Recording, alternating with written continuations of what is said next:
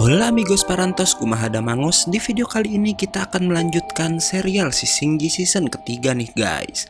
Ada kabar gembira buat kalian yang selama ini nunggu kelanjutan serial Wugenji, karena season keempatnya udah rilis 2 episode amigos. Kita juga udah download 2 episodenya dan masih nunggu 2 episode lagi buat kemudian kita rangkum. Karena kalau ngerangkum cuma 2 episode aja mungkin cuma jadi 3-5 menit alur ceritanya. Nanggung kan? Oke, tanpa banyak cakap lagi, kita langsung aja ke rangkuman serial si Shinji. Dan buat kalian yang bingung, karena pasti partnya ngacak, bisa lihat part-part sebelumnya yang kita taruh di kolom deskripsi. Atau bisa dengan cara nyari di playlist kita guys. Dan seperti biasa, sebelum mulai harap cek dulu kuota kalian. Kalau sekarat bisa numpang via tetangga. Bruh.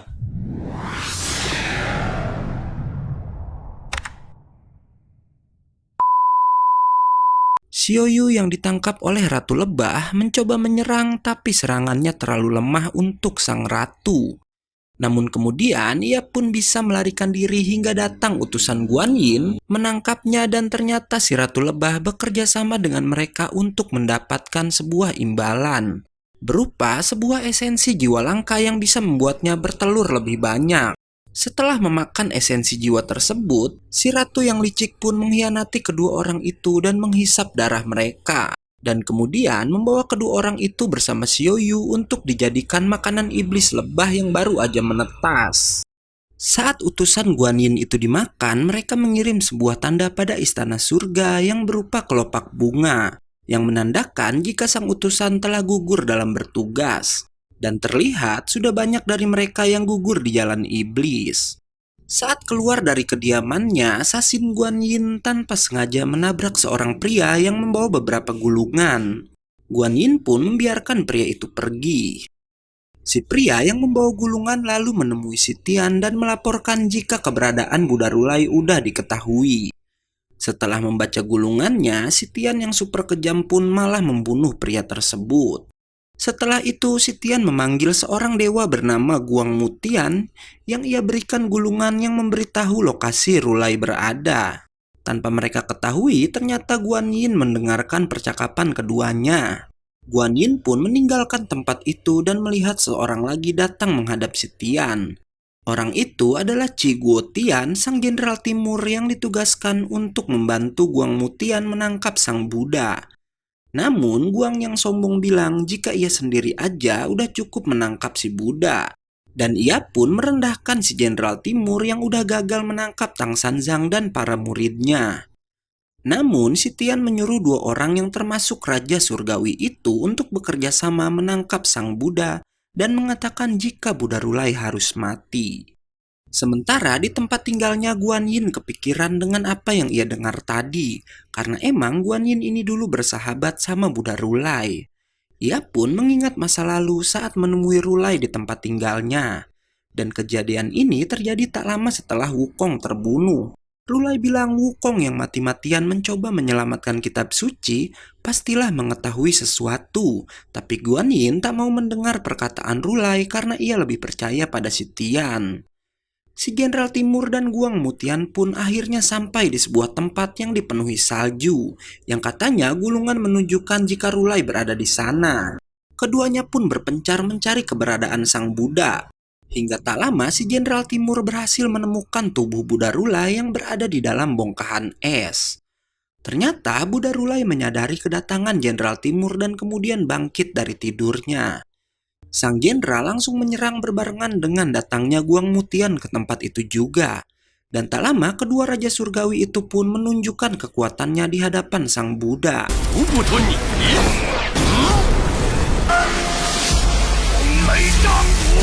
Dua orang itu pun lalu mengeroyok Buddha Rulai sampai-sampai sang Buddha terluka guys.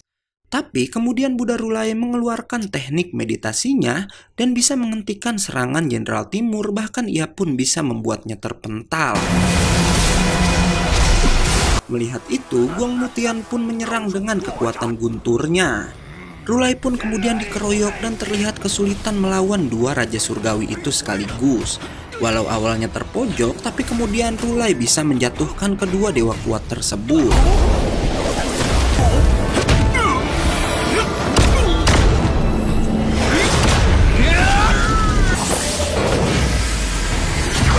Guang Mutian yang marah lalu mengeluarkan kekuatannya yang bisa menciptakan roh Buddha raksasa.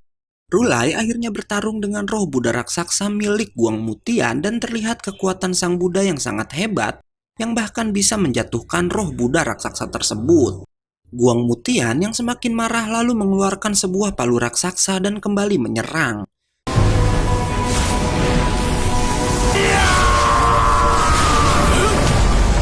Sang Buddha masih bisa bertahan dari serangan itu hingga sang Jenderal Timur kembali bangkit dan kembali bersiap menyerang. Tapi hal mengejutkan kemudian terjadi, karena tanpa diduga sang Jenderal Timur malah menyerang Guang Mutian yang katanya ia melakukan itu untuk mempertahankan surga. Jenderal Timur lalu memberi hormat pada sang Buddha untuk pengorbanannya melawan surga. Ternyata si Jenderal Timur sejak lama udah mengetahui perubahan dari si Tian. Tapi karena ia udah berjanji setia pada surga, membuatnya tak bisa mengkhianati si Tian yang ia anggap sebagai temannya. Dan selama ini ia hanya bisa membantu secara sembunyi-sembunyi, yang ternyata pertemuan kembali Wu Jing dengan Tang Sanzang dan pertarungan si Jenderal Timur sebelumnya dengan mereka, itu udah ia atur guys. Jenderal Timur lalu bilang jika surga sedikit demi sedikit udah terkikis oleh kegelapan. Dan ia pun berkata kalau perubahan si Tian dimulai pada 300 tahun lalu, saat mereka berperang melawan bangsa Asura di kota terbengkalai. Sang Jenderal Timur pun meminta sang Buddha untuk memeriksa tempat tersebut. Sebelum pergi, Rulai sempat mengkhawatirkan keadaan Jenderal Timur karena pasti si Tian tak akan membiarkan pengkhianatannya. Tapi Jenderal Timur bilang jika ia punya caranya sendiri. Setelah Rulai pergi, para tentara surgawi pun datang dan si Tian ternyata udah mengetahui pengkhianatan sang Jenderal Timur. Sin lalu berpindah pada Aosu yang tersadar di tempat tinggal seorang naga tua bernama Najia. Najia adalah naga yang udah menyelamatkan Aosu dari cengkraman Garuda. Namun si Najia menyelamatkannya untuk menjadikan Aosu makanan juga. Yang Najia bilang para naga emang ditakdirkan untuk memangsa satu sama lain dan saat ini ras naga udah kehilangan jati dirinya. Si naga tua kemudian mencoba meminum darah Aosu yang katanya bisa menjaga kondisi tubuhnya dan lagi hal itu bisa membuat Najia mengetahui masa lalu mangsanya. Setelah meminum darah Aosu, akhirnya ia melihat kilasan masa lalu saat si Aosu mengambil kitab suci dan kali ini berusaha mengembalikannya ke surga barat. Mengetahui hal itu, Najia berubah pikiran dan bilang jika saat ini belum saatnya Aosu mati. Namun karena telah kehabisan darah, Aosu pun tak sadarkan diri, membuat Najia memberikan esensi kehidupannya untuk Aosu.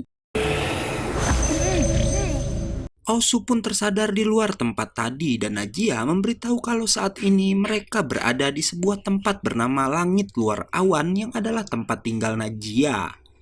Najia bilang ia menginginkan Aosu menjadi pelayannya, membuat Aosu marah dan mengeluarkan kekuatannya. Tapi Aosu sedikit aneh karena warna gunturnya tiba-tiba berubah. Dan itu terjadi karena Najia udah memberikan Aosu esensi kehidupannya. Najia pun lalu mengenalkan dirinya yang katanya ia adalah naga pertama yang dilahirkan ke bumi dan merupakan nenek moyang para naga.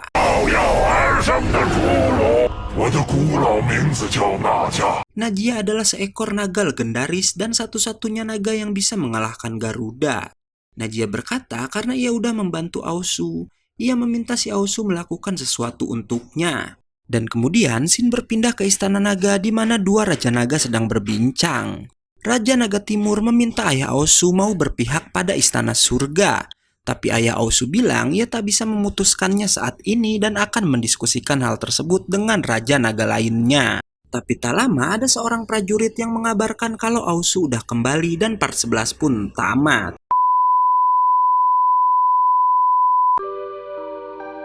Oke, karena videonya udah habis, gue gak undur-undur dan gak yakin movie, pamit.